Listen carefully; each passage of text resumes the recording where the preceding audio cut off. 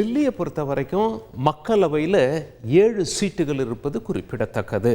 என்னதான் டெல்லியில் அரவிந்த் கெஜ்ரிவால் ஆட்சியில் இருந்தாலும், ஆம் ஆத்மி கட்சியில் ஆட்சி இருந்தாலும், கடந்த 2 தேர்தலில் 2019, 2014 இந்த 7 தொகுதிகளையும் பாஜக வென்றெடுத்திருப்பது குறிப்பிடத்தக்கது. இந்த முறை தேர்தல் களம் சற்றே வித்தியாசமாக இருக்கிறது.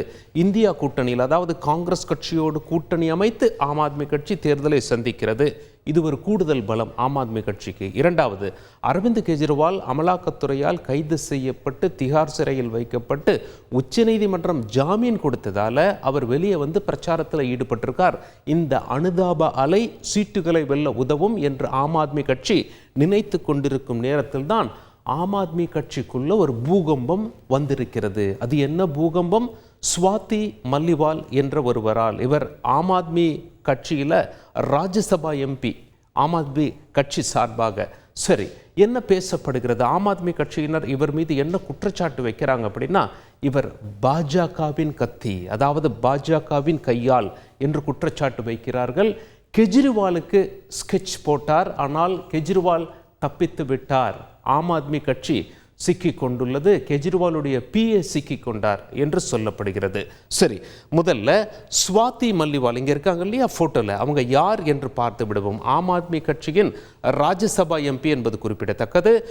டெல்லி மகளிர் ஆணையத்தின் தலைவர். ஆம் ஆத்மி கட்சி என்று டெல்லியில் ஆட்சியை பிடித்ததோ அன்று முதல் இன்று வரை செல்வாக்காக தான் இருந்து வருகிறார். இங்கே பாருங்க, கிட்டத்தட்ட 9 ஆண்டுகள் மகளிர் ஆணையத்துடைய தலைவராக இருந்திருக்காங்க. அண்ணா ஹசாரே இயக்கத்திலிருந்தே இருந்திருக்காங்க. கெஜ்ரிவாலை அப்போதிலிருந்தே அவர்களுக்கு தெரியும். பிறகு இந்த கட்சி, ஆம் ஆத்மி கட்சி ஆரம்பிக்கப்பட்டு ஆரம்ப காலம் முதலே இருந்தாங்க. இது கட்சி ரீதியாக.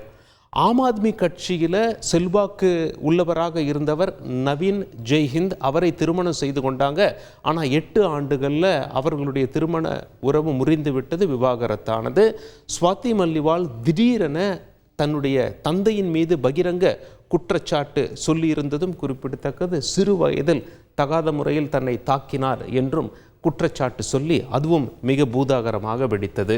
இதெல்லாம் ஒரு பக்கம் இருக்கையில், ஸ்வாதி மாலிவால் சமீபத்தில் என்ன குற்றச்சாட்டு முன் வச்சிருக்காங்க அப்படின்னு சொல்லி பார்க்கலாம். இவங்க என்ன சொல்கிறாங்க, நான் அரவிந்த் கெஜ்ரிவால் தீஹார் ஜெயிலேருந்து வந்துட்டார், அவர் வீட்டில் நான் பார்க்க போனேன், ஆனால் அவரை பார்க்க முடியல. அவருடைய பிஏவான பிபவ் குமார் என்பவர் என்னை தாக்கிவிட்டார், 7 முறை கன்னத்தில் அறைந்தார், என்னுடைய மார்பு பகுதியில் ஒரு முறை எட்டி உதைத்தார் அப்படின்னு சொல்லி இவங்க பகிரங்க குற்றச்சாட்டை முன்வைக்கிறாங்க. அங்கேருந்து போலீஸுக்கும் ஃபோன் போட்டிருக்காங்க.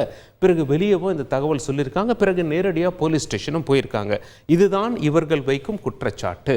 சரி, டெல்லி போலீஸ் என்ன செஞ்சாங்க தெரியுமா? இது போல் ஒரு ஃபோன் வந்திருக்கு. முதலமைச்சர் வீட்டிலேருந்து ஒரு ஃபோன் வருது. ஆம் ஆத்மி கட்சி சம்பந்தப்பட்ட ஒரு முக்கிய நபர் அந்த புகார் கொடுக்கிறார். அது மட்டும் இல்லை, நேர்லேயே போலீஸ் ஸ்டேஷன் வந்துட்டார். அப்படின்னவொன்னே இந்த வழக்கை எடுத்து விசாரிக்கிறாங்க. டெல்லி காவல்துறை மத்திய அரசு கட்டுப்பாட்டில் இருப்பது குறிப்பிடத்தக்கது.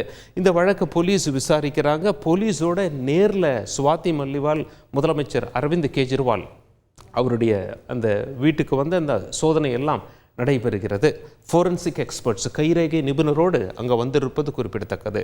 தேசிய மகளிர் ஆணையம் இந்த வழக்கை எடுத்துக்கொண்டது. சம்பந்தப்பட்ட பிபவ் குமார், அரவிந்த் கெஜ்ரிவாலுடைய பிஏவுக்கு அவங்க நோட்டீஸ் கொடுத்துருக்காங்க. ஒரு முறை நோட்டீஸ் கொடுத்தாங்க, ஆஜராகலை. 2வது முறை அவர்கள் நோட்டீஸ் கொடுத்திருப்பது குறிப்பிடத்தக்கது.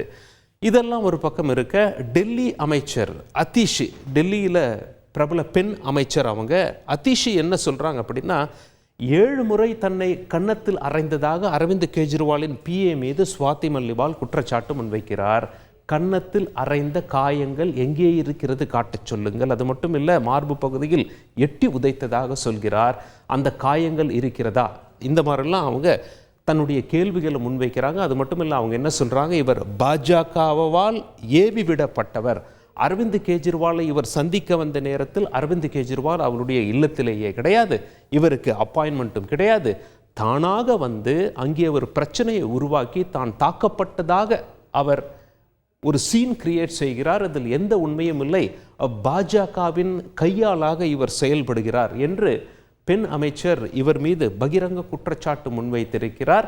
அந்த வீடியோவும் ஆம் ஆத்மி கட்சி சார்பாக ரிலீஸ் செய்யப்பட்டிருக்கிறது. அவங்க அந்த வீடியோவில் என்ன சொல்கிறாங்க அப்படின்னா, ஸ்வாதி மல்லிவால் அரவிந்த் கெஜ்ரிவாலுடைய இல்லத்தில் போகிறாங்க, அங்கே செக்யூரிட்டி அதிகாரிகளோடு வாக்குவாதத்தில் ஈடுபடுகிறார்கள். முடிந்தால் என்னை வெளியேற்றி பாருங்கள், நான் அந்த மாதிரி போலீஸை இங்கே வர வச்சிருக்கேன் அப்படிங்கிற மாதிரி அந்த உரையாடல் தொடர்கிறது. இதெல்லாம் ஆம் ஆத்மி கட்சி வெளியிட்டு பார்த்தீங்களா இவர் தாக்கப்படவே இல்லை, இவராக சண்டை சச்சரவு செய்கிறார் என்று சொல்ல அதற்கு ஸ்வாதி மலிவாலும் பதில் சொல்லி இருக்கிறார். முதல்ல அந்த காட்சிகளையும், பிறகு ஸ்வாதி மலிவால் அங்கே போலீஸோடு வந்து அந்த வழக்கு தொடர்பான எப்படி நடந்தது, எப்படி தாக்கப்பட்டார் என்பதை விவரித்தது தொடர்பான காட்சிகளையும் பார்த்து विடுவோம். पुलिस का उसके बाद में बात करूं। तो पुलिस भी तो बाहर ही आएगी, वो यहाँ तक नहीं आएगी ना। नहीं, कुछ नहीं होता, अब अंदर ही आएगी जो होगा। Please come with me, please madam बाहर चलो। हेलो मैडम, प्लीज उठा के पहन लो, उठा के पहन। मैम रिक्वेस्ट कर रहे हैं आपसे। हम तो रिक्वेस्ट कर रहे हैं, आज पहन दो। आज आप पढ़े लिखे लोग हैं, हम आपके साथ ऐसा थोड़ा ये गंजा साला प्लीज आप मैडम नहीं, आप ऐसा ना बोलें। Just because you are seated क्योंकि आपसे कैमरा।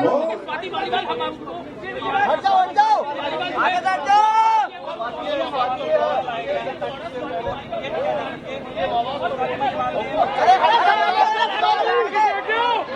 अरे आगे से हटिए प्लीज।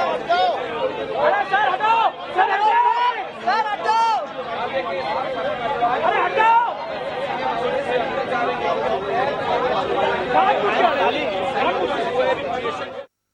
டெல்லி முதலமைச்சர் அரவிந்த் கெஜ்ரிவால் என்ன சொல்றாரு அப்படின்னு சொல்லி கேட்டிங்கன்னா, இதை பற்றி அவர் எதுவும் சொல்லவில்லை. அவர் வெளி மாநிலங்களிலே தேர்தல் பிரச்சாரத்தில் இந்தியா கூட்டணியோடு சேர்ந்து ஈடுபட்டு கொண்டிருக்கிறார். அவர் தேர்தல் ரீதியாக மட்டுமே பேசி வருகிறார், இந்த விவகாரம் தொடர்பாக பேசவில்லை. ஆனால் ஆம் ஆத்மி கட்சியை சேர்ந்த ஒரு மிக முக்கிய நபர் இப்படி ஒரு தாக்குதல் நடந்தது கண்டனத்துக்குரியது, கெஜ்ரிவால் தீவிர நடவடிக்கை எடுப்பார் என்று முதலில் சொன்னாலும் அதற்கு பிறகு அதை பற்றி, அது போல ஒரு தாக்குதல் நடந்ததை பற்றி ஆம் ஆத்மி கட்சி எதுவும் பேசவில்லை. மாறாக இவரை நேரடியாக குறை கூறிவிட்டார்கள். இது ஒரு டிராமா என்று, பிஜேபியால் அனுப்பப்பட்டவர் என்று சொல்லப்படுகிறது. டெல்லி மக்களவை தேர்தலில் தாக்கத்தை ஏற்படுத்துமா அப்படின்னு சொல்லி கேட்டிங்கன்னா, மொத்தம் 7 சீட்டு ஆம் ஆத்மி. அது மட்டும் இல்லை, பஞ்சாபில் பக்கத்து மாநிலத்தில் 13 சீட்டு, உத்தரப்பிரதேசத்தில் தீவிர வாக்கு சேகரிப்பில் அரவிந்த் கெஜ்ரிவால் ஈடுபட்டிருக்கிறார். அங்கே லக்னோவெல்லாம் போய் அகிலேஷ் யாதவையும் பார்த்தார். இந்தியா கூட்டணி சார்பாக பிரச்சாரத்தில் ஈடுபட்டிருக்கும் நேரத்தில் இமேஜ் அடிபடுவதை போல இது அமைந்துள்ளது அப்படின்னு சொல்லி அரசியல் விமர்சகர்கள் சொல்கிறாங்க. ஏன் அப்படின்னா, ஒரு முதலமைச்சர், சிட்டிங் சீஃப் மினிஸ்டர் முதல் முறையாக கைது செய்யப்பட்டு சிறைக்கு அனுப்பப்பட்டிருக்கிறார். சுதந்திர இந்தியாவில் அவர் உச்ச நீதிமன்றத்தில் போராடி பெயில் பெற்று வந்திருக்கிறார். அப்படி இருக்கும் பொழுது ஒரு அனுதாப அலை இருக்கும். ஆனால் அந்த அனுதாப அலைக்கு போட்டியாக அதை ஒன்றுமில்லாமல் ஆக்குவதை போல ஸ்வாதி மலிவாலின் புகார் உள்ளுக்குள்ளே வெடித்திருக்கும் இந்த பூகம்பம் அவ்வாறு அதை திசை திருப்பி இழுத்து செல்கிறது. மக்கள் எவ்வாறு சிந்தித்து எப்படி வாக்களிக்கப் போகிறார்கள் என்பதை சுவாரஸ்யமாக பார்க்க வேண்டியிருக்கும் என்கின்றனர் அரசியல் வல்லுநர்கள்.